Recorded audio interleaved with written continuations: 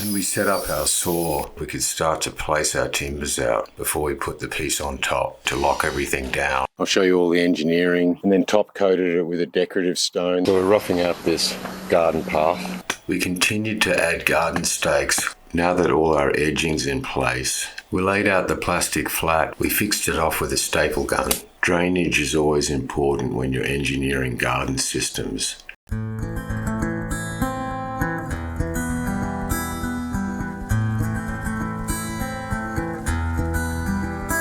Lay your head upon my shoulder. Shut off your thoughts and clear your mind.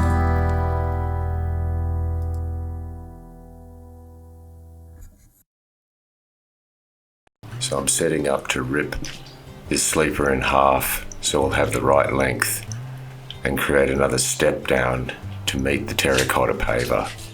After measuring the halfway point with a pencil, we use a straight edge like this level to draw a line all the way down the center of it where we're going to make our cut. Then we set up our saw to cut the right depth. We want the blade to be cutting slightly deeper than the thickness of the plank. As we prepare to make our cut, we make sure our extension cord isn't going to hang us up as we do a long cut along this plank. Make sure your feet are in the right position and you've got a good stance to make the cut, and pull the safety out of the way so it doesn't bind up your cut as you go. Guide the saw as straight as you can so it doesn't bind up.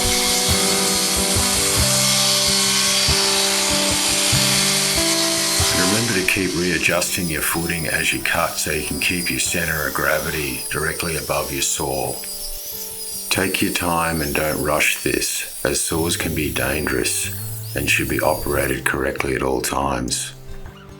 Now we take our material over to our garden edge ready for installation. Started past my time and felt sorry. Before we install the timber edging, we needed to excavate a bit more soil. Can't trust the feel unless you see About 50 to 100 mil down. how much I will and won't do for you.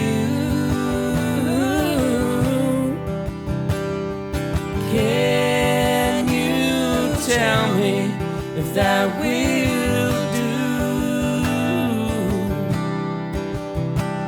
If it won't, then you tell me.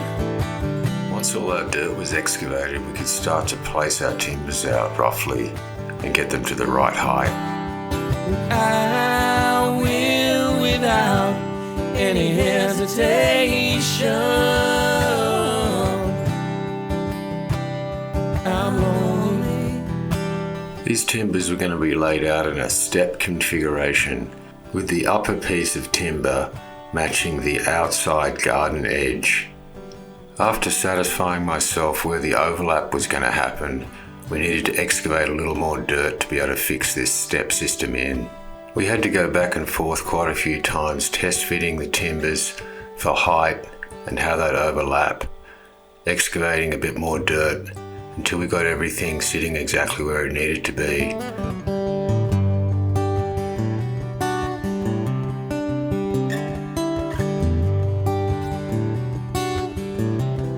Now that we'd removed enough dirt for the lower of the step, we could install that in the ground.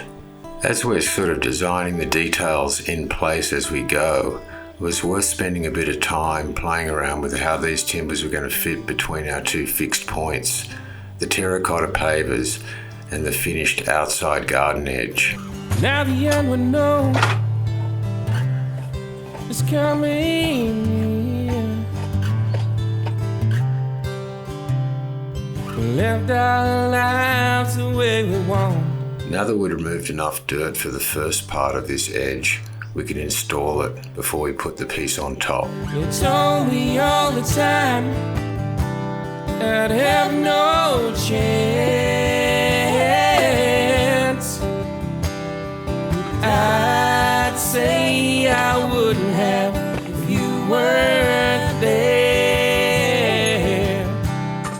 For the construction of this edging, we're using heavy timber screws, and these ones happen to be 150 mil long. I always drill pilot holes for more accuracy and to stop the wood splitting. We'll make the rest the most of all we can. After we get the first screw in, we leave it a little loose so we can adjust to make sure everything's level before we put the second screw in to lock everything down. I'm not lonely when I'm with you. Because of limited access to the other side of the timber on this end of the garden edge, I decided to use an angle screwed system. I want to be happy. Never give up the way we feel.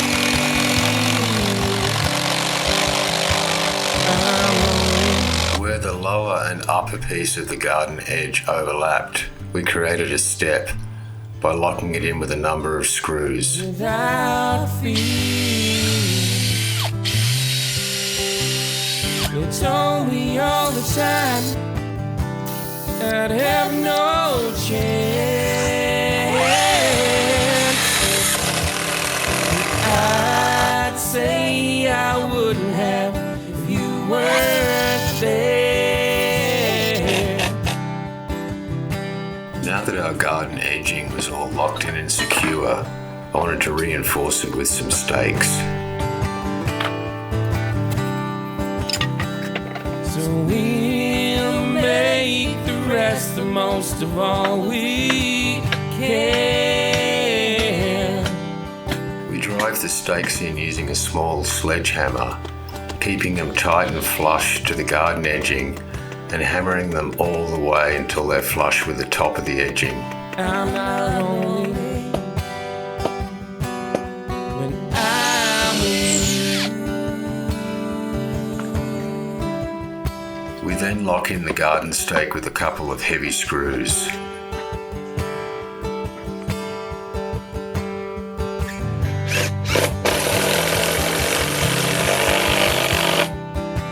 We continued to add garden stakes all around the perimeter of the garden edging, about one every metre or metre and a half. Sometimes I feel lonely in my head. I always wait till my garden edge is completely in place before adding the stakes, as this can save a lot of time and fiddling around with moving stakes if you have to move the garden edging. But I want to be happy. Never give up the way we feel. I'm lonely. I'm lonely. I'm not lonely when I'm with you.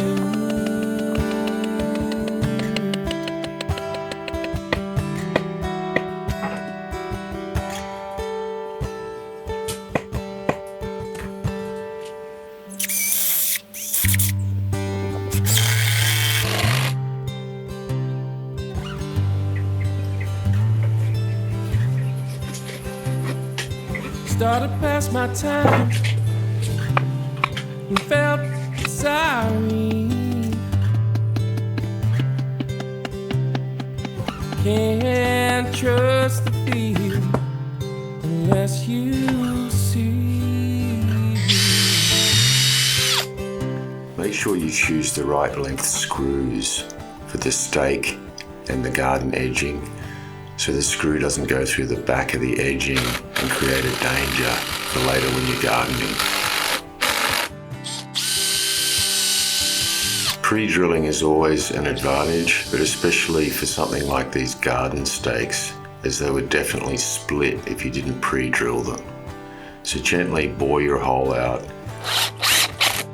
and then place your screw in securely Now that all our edging's in place and locked off with stakes, we rake everything smooth for the plastic that we're going to lay in. I'm lonely.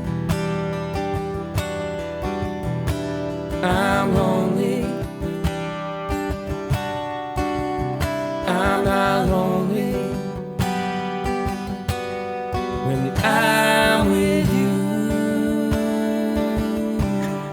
This is a good time to enjoy the progress we've made with the project, as raking out the dirt smooth is quite therapeutic. And remember, we're here to enjoy this process. This is a fun project, making a beautiful garden path in a lovely garden, and it will last many, many years. I do one last walkthrough, double checking everything to make sure it's all in order for the plastic we're about to lay down.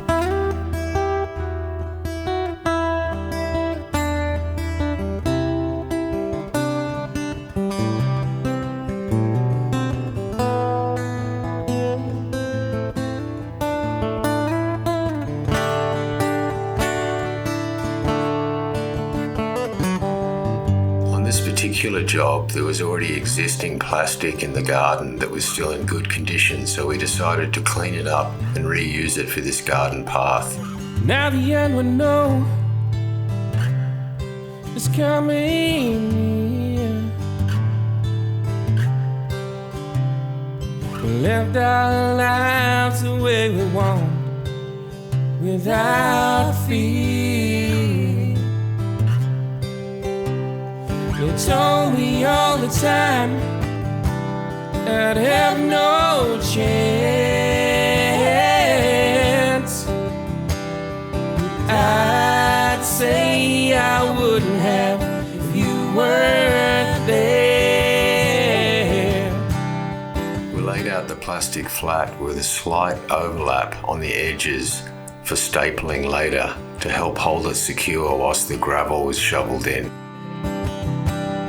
So we'll make the rest the most of all we can. I'm lonely.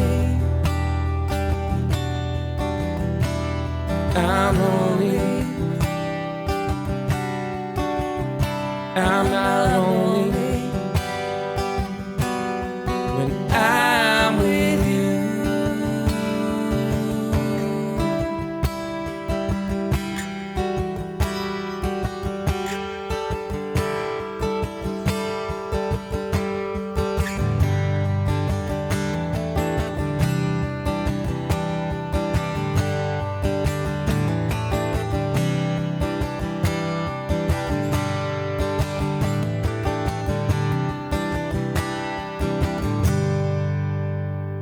Once we were satisfied the plastic was in the right position, we fixed it off with a staple gun. Sometimes I feel lonely. Around some of the curved corners where it got a bit fiddly, we just used our offcuts to fill in the gaps of dirt. When I want to go over. Stapling the plastic to the garden edge is important because this is what's going to hold the plastic tight to the garden edge and help stop weeds growing up on the inside of your path. We used a Stanley knife where necessary to make cuts so all the plastic could fit neatly and flat on the bottom of our pathway. Where we feel. Drainage is always important when you're engineering garden systems, and the way we've worked this one is this garden path is slightly higher than drains we previously installed for a paving project up against the house. So the idea is that the water can run gradually down these paths into our catchment and then into the water system. Join me in the next episode. Here's a preview of what we'll be covering. Getting our gravel delivered. So we could rake it over carefully over our plastic and smoothing it out as we went, raking out this base gravel with the digging and the raking. We're putting about the same thickness as these flat stones are. So we started laying out the decorative gravels called Golden Path. Journey of the garden pathway. Thanks for joining me this week on my YouTube channel. Check the link below, and while you're at it, Hit the subscribe button or make a comment so I can help you with your future construction solutions. And don't forget to follow our channel for more ideas and how-to tips for home and garden projects.